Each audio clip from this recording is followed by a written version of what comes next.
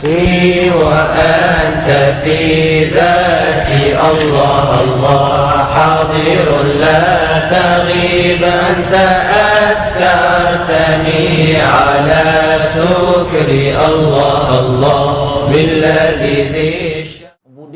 Ubudiyah bermaksud kita redha, kita terima. Sebab apa? Sebab kita hamba. Hamba yang tidak layak untuk protes kepada Tuhannya. Itulah kehambaan.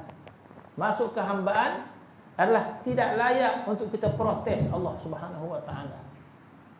Kalau ada soalan kenapa, itu bukan kehambaan nama dia. Itu adalah sifat nafsu itu. Bila ada kita kenapa kepada Allah Subhanahu wa taala, itu adalah nafsu yang jahat yang ada pada diri kita. Adapun diri kita, ruh yang asal itu sifatnya tunduk kepada Allah Subhanahu wa taala. Ruh yang asal itu tunduk pada Allah Subhanahu wa taala. Kenapa ruh yang asal itu tunduk kepada Allah Subhanahu wa taala? Sebab dia mencintai Allah Subhanahu wa taala. Kata ulama, seseorang yang kita cintai, kita memperhambakan diri kepada orang yang kita cintai. Anta abdun fima, apa kata kita kampung, engkau menjadi hamba kepada orang yang engkau cintai. Semakin kuat kita mencintai seseorang, kita seolah macam memperhambakan diri kita kepada dia. Itu istilah dia. Atuk sayang betul kat cucu, apa jadi ikut saja kehendak cucu tadi.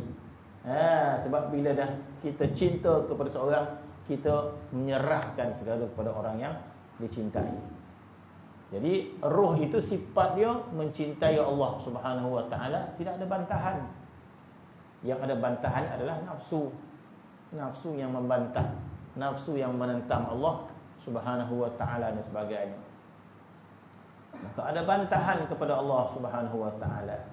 Maka sifat kehambaan itu adalah ketundukan kita.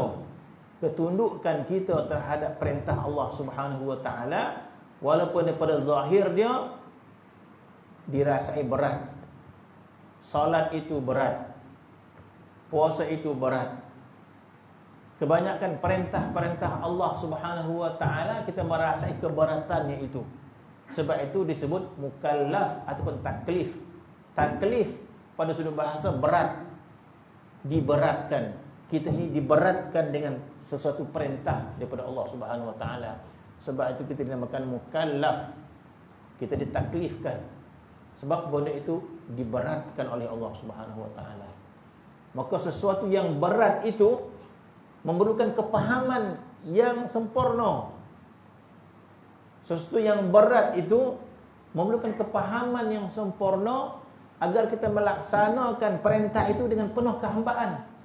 Ya berat, tetapi siapa kita untuk membantah Allah Subhanahu wa taala? Di situ kepahaman, jadi seorang hamba kepada raja, boleh tugasan dia, tapi hamba yang taat, siapa dia untuk mempertikaikan perintah raja? Apa sahaja yang raja perintahkan, dia buat tanpa bantah. Sebab dia tahu siapa dia di hadapan tuan dia. Maka dia tahu diri.